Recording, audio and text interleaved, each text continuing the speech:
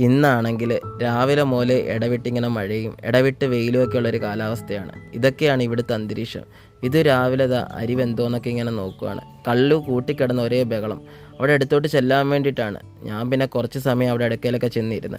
അവൾ എന്തൊക്കെയോ എന്നോട് പറയുന്നുണ്ടായിരുന്നു. അവൾക്ക് കൊടുത്ത ബ്രെഡൊന്നും അവൾ കഴിച്ചിട്ടില്ല. അതിനകത്തൊക്കെ ഉറുമ്പ് കയറി. ഞാൻ പിന്നെ അതൊക്കെ എടുത്ത് കളഞ്ഞു.